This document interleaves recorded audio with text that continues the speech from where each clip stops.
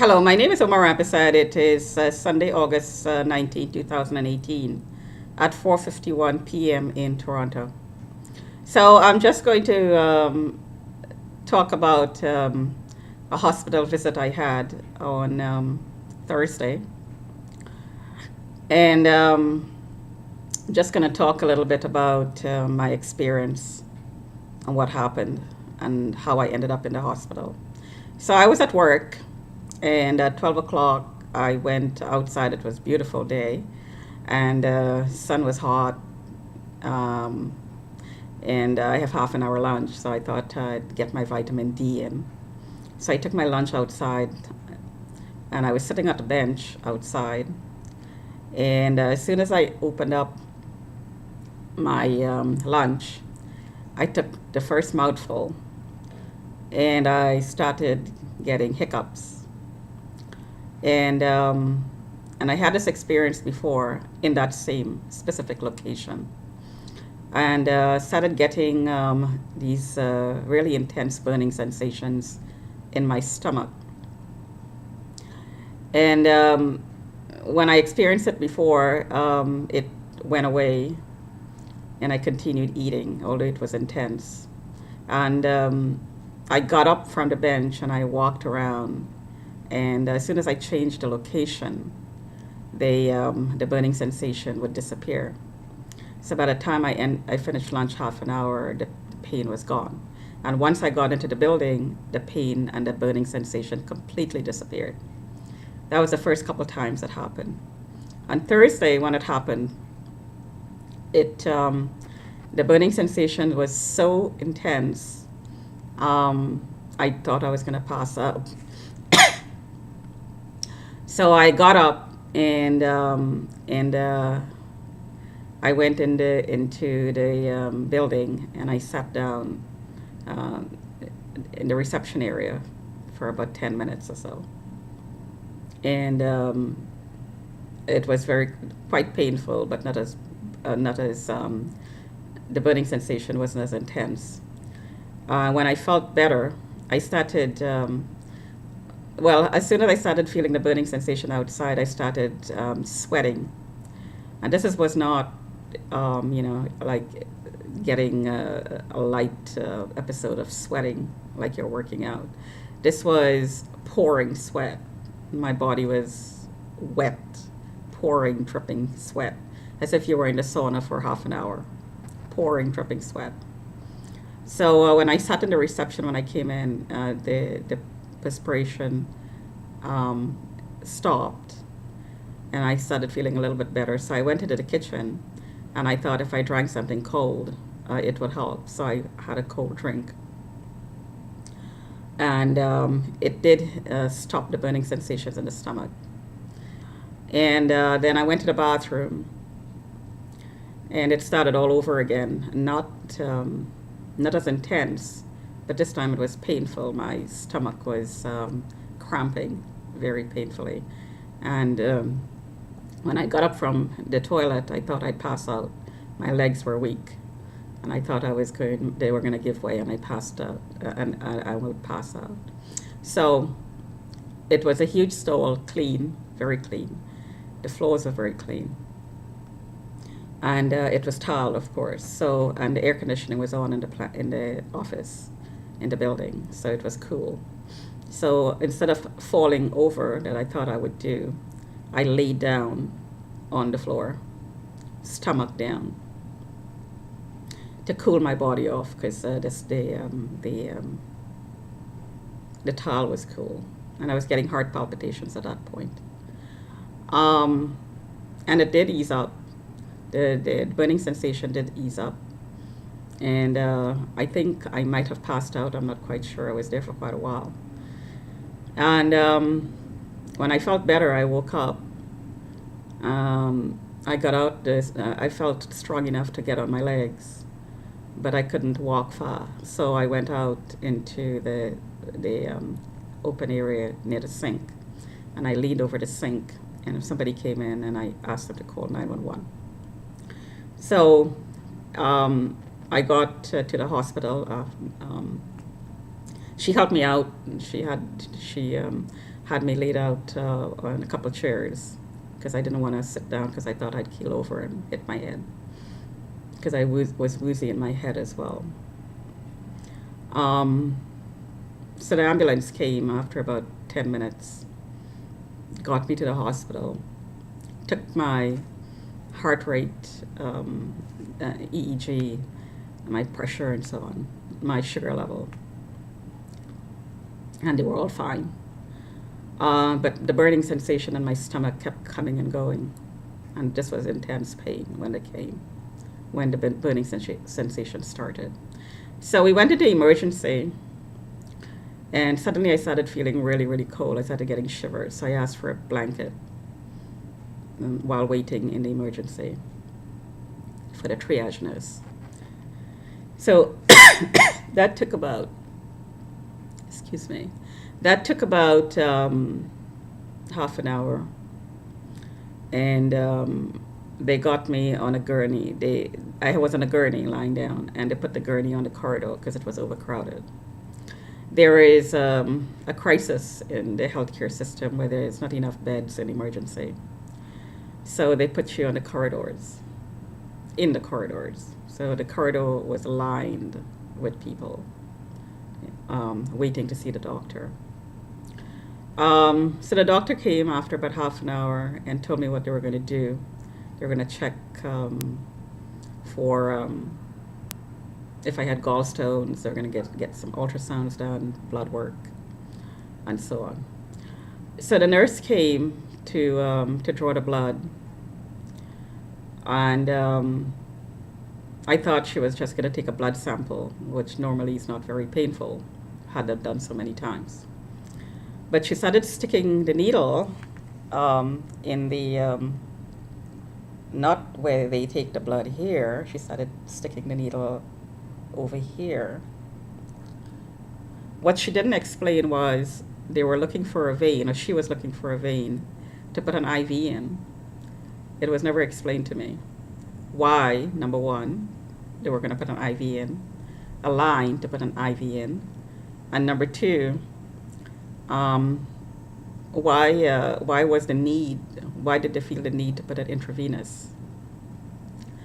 Well, okay, let me say that again. Number one, she didn't tell me she was going to do it.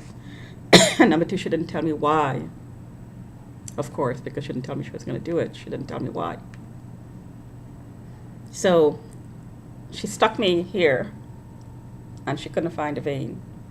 And she was going to stick, she pulled the needle out after twisting the needle in my vein, because the blood wasn't flowing, because she was going to take the blood sample and then put the IV in and leave the line in for the IV.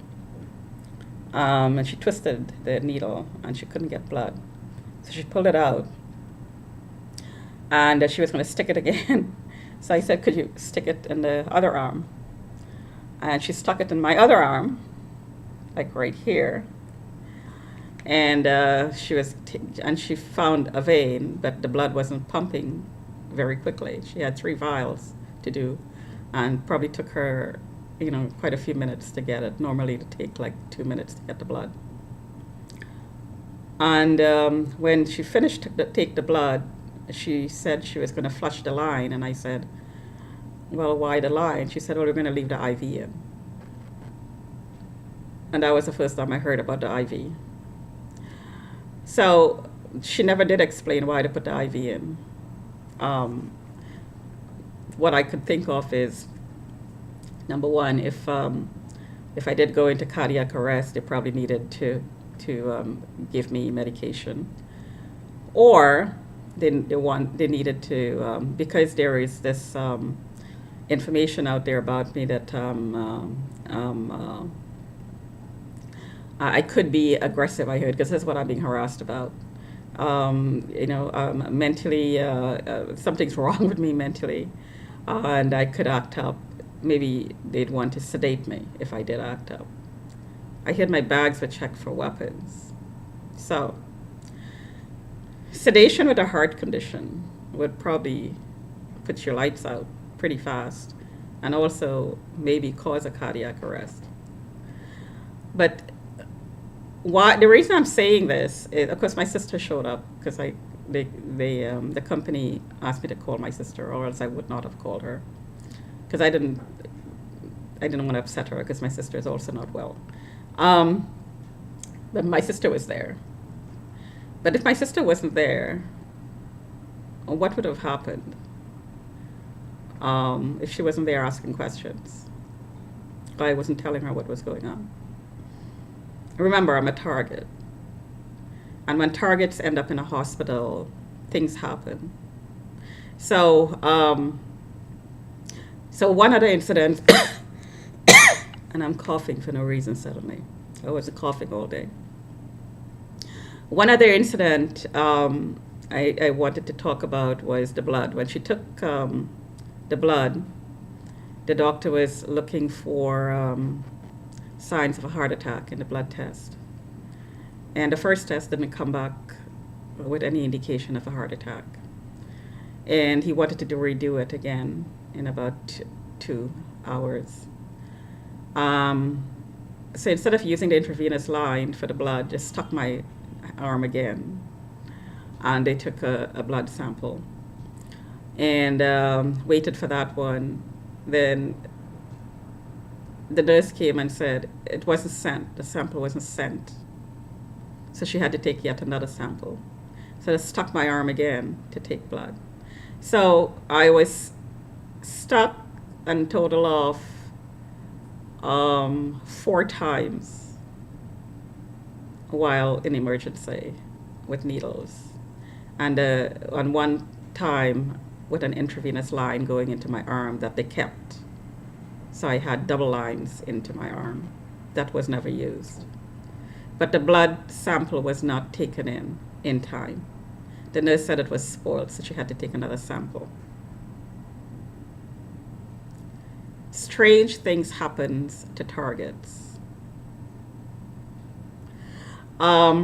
Anyway, so got out. We went in about 1 o'clock in the emergency, 1:30. I got out at 12 at night, and I stayed at my sister's place. And I'm home now. I got home yesterday. There was no signs of a heart attack, so I'm feeling a lot better today. But the incident that triggered the heart palpitation, I thought I was having a heart attack. I mean, I had all the signs. I had stomach aches. I had sweaty, a sweating episode, heart palpitations, huge heart palpitations. And so I really thought I was having a heart attack. So anyways, it's interesting that I had this huge, intensely painful burning sensation in my stomach before it all happened.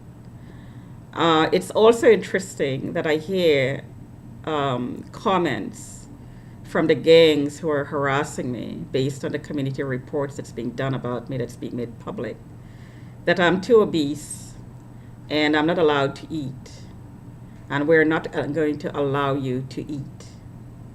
These comments are made by the people who are working with the monitor on the account. Because there's a community report about me, or several reports, members of the community are taking turns to monitor me, and they're contracting the monitors out. So these contractors are sometimes gang members, and they harass you, they stalk you, they follow you around, and they harass you. And they let you know what the monitor wants. There's another layer of this harassment, which is trafficking. So if you eat, if they see you eating, I'm suspecting that gang members are around the area. They know where you are, they know where you're working, and they will arrange laser attacks on you. They will do that. Was it a laser attack? That's a really good question. I've had similar incidents before where I had this burning sensation that you would think it was acid reflux, but it was not acid reflux. The interesting part of this whole experience is that this sensation disappears when you change location. For instance, if when I went into the washroom, which is enclosed and tiled and secured, like their walls. So if there is a directed energy beam aimed at you, they'd have to go through a lot of walls to get at you. So the intensity of the attack would be lowered. So the pain would go down. The pain level would go down. Remember, I'm a target. Targets are targeted. Now, whose name was on the account? Who's monitoring me as a result of this community reporting program that's running on me? There's a whole lot of policemen that showed up in the ward. And one tall white policeman said, "We have to get her removed from, I can't remember the exact words he said, but I think I was a little bit woozy there. We have to get her removed," he said. And I also heard that there is an order for removal from this building, which I'm being harassed about. That one of the policemen who worked with the building superintendent and the resident in the building to get it signed. They're also working with the courts to get court opinions that says I am mentally insane. Now, I explained all about venting and verbalizing my anger and so on. Incited anger. This is incited anger, triggered anger, which is a crime, by the way. Inciting somebody's anger is a crime. I've talked about this before. There is no mental illness here. Absolutely no mental illness. There is no anxiety either. I got stuck with so many needles on Thursday night, and there was no anxiety, as the police who passed by a few times saw. He was there. He was looking when the nurse drew the blood. There was no anxiety.